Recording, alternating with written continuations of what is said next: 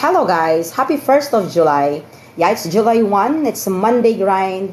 Come on guys, wake up, let's grind. It's a Monday morning and it's the first day of July. So happy 1st of July guys, welcome to my live.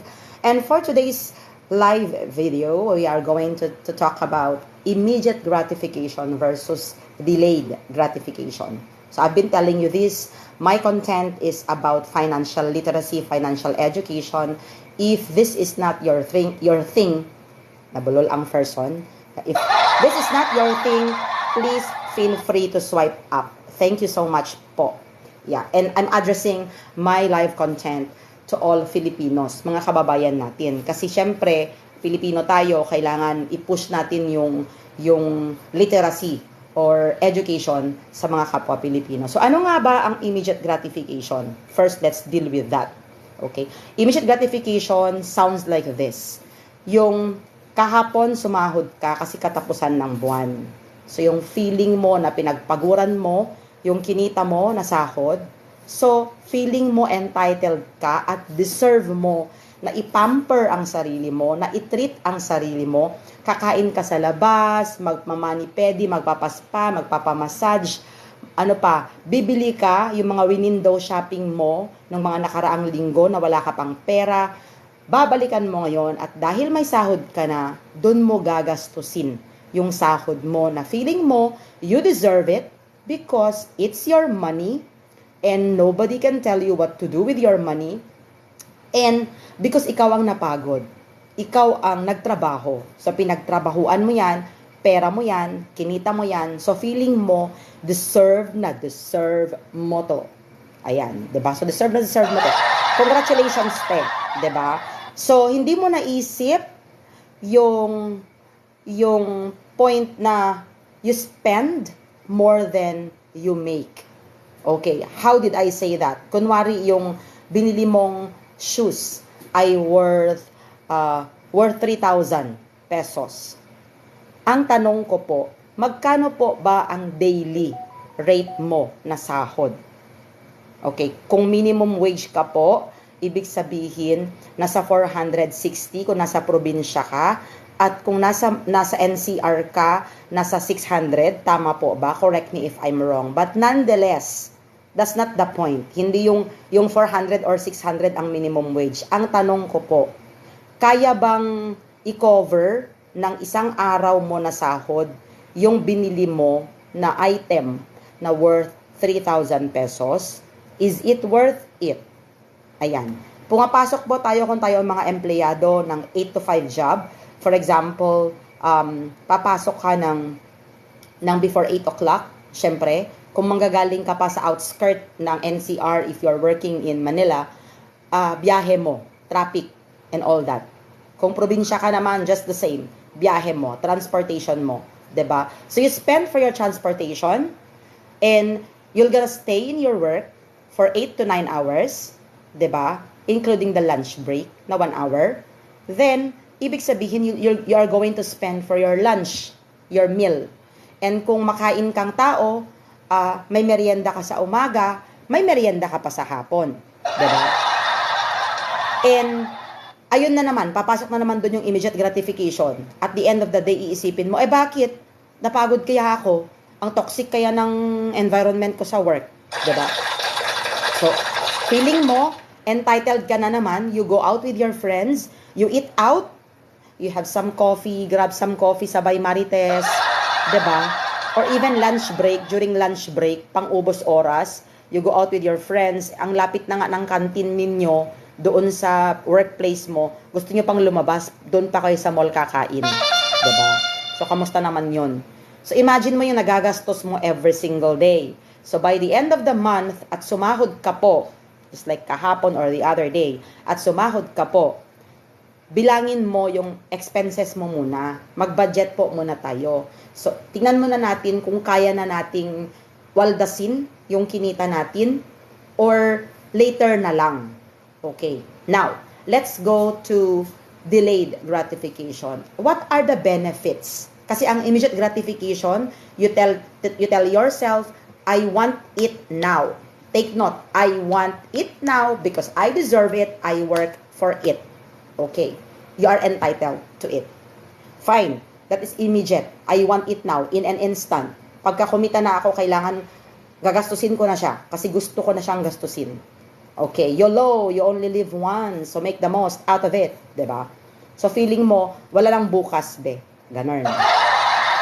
So feeling mo, kailangan mo na siyang gawin ngayon. Gusto mo na siyang gawin ngayon because your thinking na baka hindi ko na siya magawa next month. Ganon.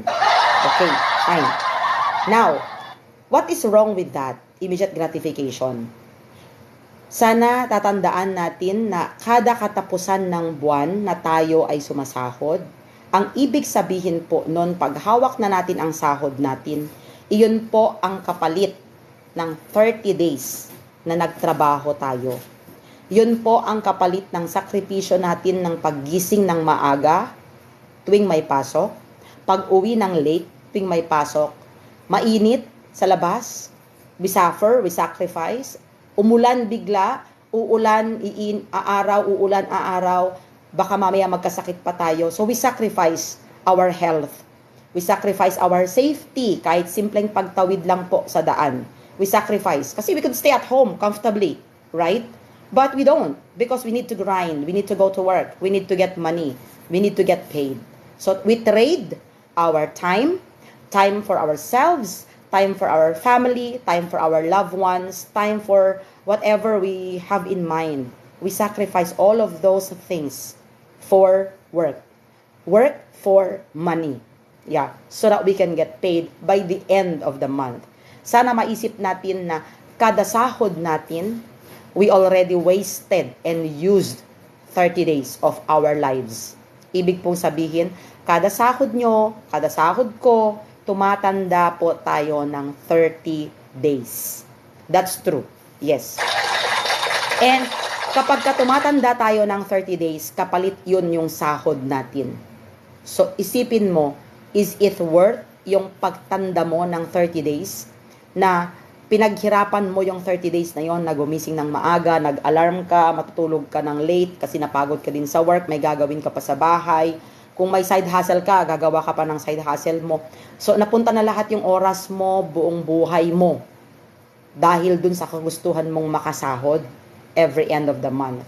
And now my question, just like that, because of your immediate gratification, you want to gratify yourself, you want to reward yourself, every end of the month, nasasahod ka, you really need to spend your money to those things na once mo lang, 'di ba?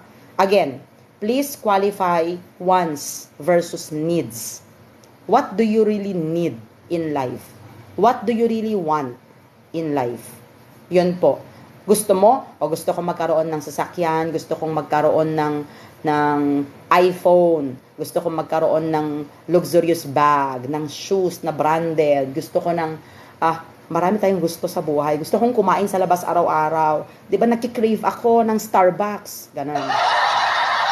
Alam mo? So, gusto ko kumakain ako ng McDo or Jollibee everyday. So, lakas makasyala, Instagrammable. Gusto kong i-flex. We are into social pressure because of the social media platforms that we tend to compare our status and ourselves to others. Hindi po tayo influencers, hindi rin po tayo celebrities. We don't need to please anybody. Imagine, ikaw kumikita ka ng minimum wage, tapos at the end of the month, bibilihin mo yung mamahaling bag just to flex sa office mate mo, just to flex sa social media mo para may maipost ka lang. It's not a need.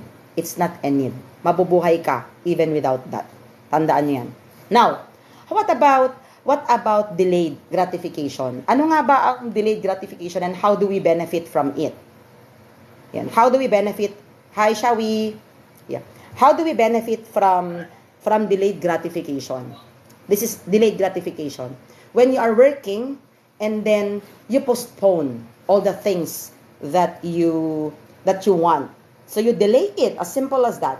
You delay the things you want and iisipin mo na saka na lang. Kasi may mga mas mahahalagang bagay pa. You set your priorities and set some boundaries na hanggang dito lang yung kaya kong gastusin this month. Why not every end of the month, pag sumahod ka, why not separate it? Kasi hodang kinakailangan mong kumuha ng mga envelopes, 'di ba? Alam mo, tinuturo sa atin 'yan ng mga financial coaches natin. Kumuha ka ng envelope, kung meron kang nilistang 7 na pagkakagastusan, needs for the month, that yung pang-8 is kung may excess for your wants, then hanggang dun lang yung budget. Hindi pwedeng kumuha ka dun sa mga ibang naka-budget. For example, priority bills. You cannot go away with bills every month.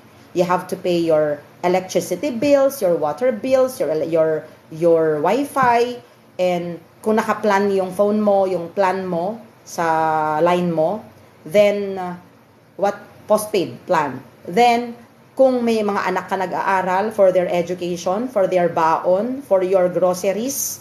Yeah, for us, I do weekly groceries. Every weekend, I go to the grocery and then we buy stocks for 1 week. Yon. So, kung hanggang Friday lang ang inabot nung groceries namin, I will tell my family, okay, hanggang dun lang tayo. We have to wait for weekend, then sa weekend lang tayo bibili. We don't need to restock within the week. Ganon. Kasi yun yung budget. That's why I list down. Ting pupunta kayo ng grocery, make sure to have a list para hindi natin nakukuha yung mga bagay na hindi naman natin kailangan. Dapat nililista natin, tapos nagko-cross out tayo kung may mga ano tawag yan? May mga items na hindi naman talaga natin kailangan. Okay. Now, delayed gratification means, yes, you can do it. All the things that you want in life, yes, you can do it. But not now. Hindi instantly. Hindi kara-karaka, hindi agad-agad. Kasi hindi pa natin kakayanin. Kasi pag ginawa natin yon, mauubos yung mga nakabudget sa mga ibang mga mahahalagang bagay sa buhay natin. Especially so, pag pamilyado tayo. So, ibig pong sabihin, I am not telling you to deprive yourself from all the things that you want in life. Yung feeling mo deserve mo, feeling mo pinapamper mo din yung sarili mo, feeling mo nagta-travel ka din. Alam mo yun, yung feeling mo you go out with friends and have some coffee sa SB, and all those eat out, and then picnic outing, alam mo yun, yeah, we deserve that, yes. But, it depends on our budget.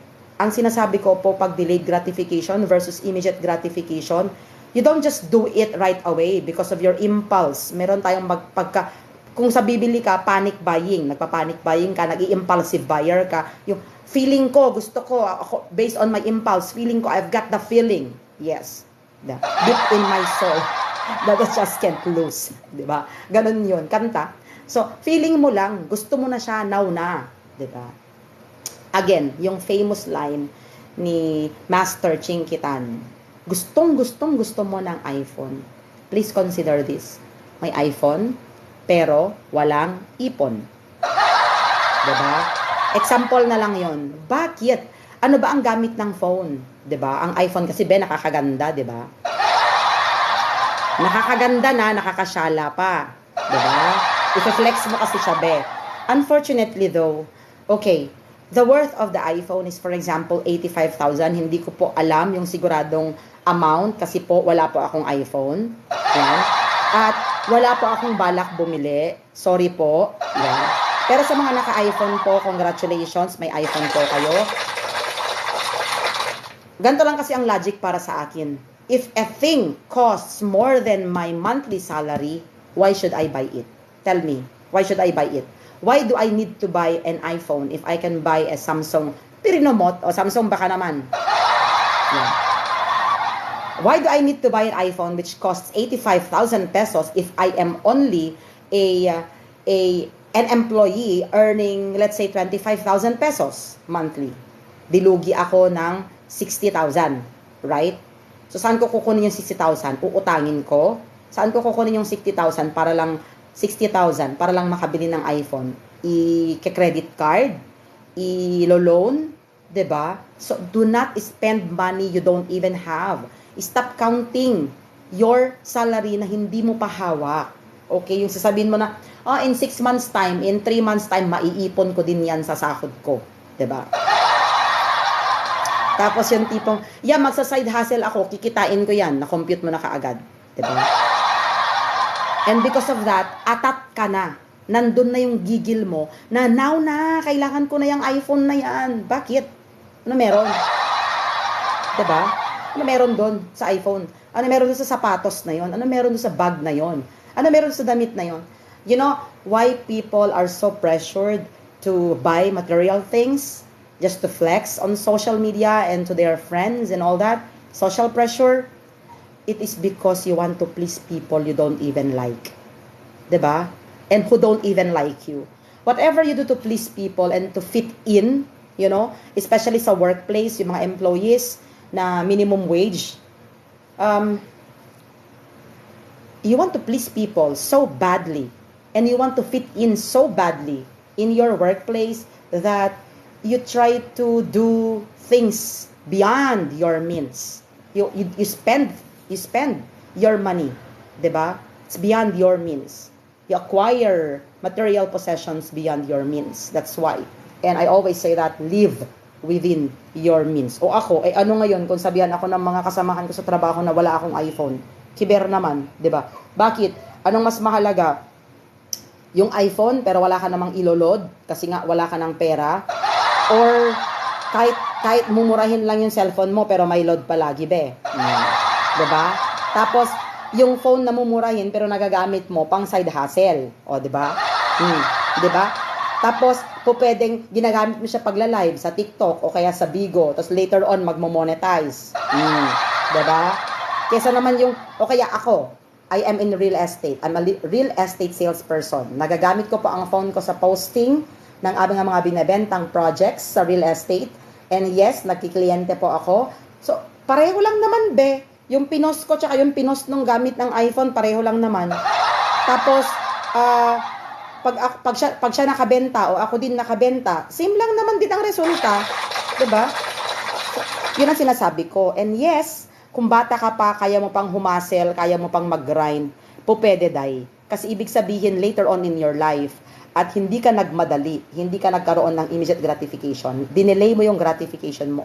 All those things na ginusto mong mangyari sa buhay mo at ginusto mong magkaroon, mapapasayo in the right time. At the right time, in God's perfect time, and by the grace of God, mag-ipon ka muna. Okay? Mag-ipon ka muna, mag-spend ka muna ng pera at kinikita mo para sa mga bagay na need mo talaga. Tapos, unti-unti, little by little, you can have all those things. Huwag mo lang pong pangungunahan na iuutang mo na siya ngayon, thinking na i-enjoy ko na ngayon habang bata pa ako, habang kaya ko pa, 'di ba? Tapos later on, ikaw yung kawawa. Magbabayad ka ng mga utang mo,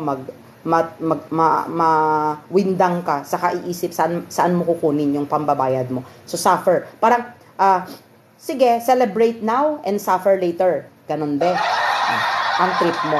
So, mas magandang suffer now and taste the sweet labor, the fruits of your labor later. Mas maganda yun. Diba? So, yun lang muna guys. I'll cut it short. Later again, magla-live ulit tayo. Tapos, i-replay ko ulit sa TikTok and then I will post it sa ibang platforms ko. Thank you so much for those who have joined for today. Dito lang ako mag-e-end guys. Yeah, thank you so much guys. Hindi ko na kayo nabasa yung mga pangalan nyo. Maraming salamat po. I hope you learned something from me. It's the first day of July. I hope you grind well. And yes, do your job well. When you do your job, do it properly. Okay? Might as well do it properly. Para po pag kumita tayo, mas matamis yung pakiramdam na pinaghirapan ko to. At lahat ng perang pinaghihirapan natin, sana po iniingatan din natin and we spend it wisely. Thank you so much guys. Have a good Monday everyone. Happy Monday and thank you so much. God bless. Bye-bye.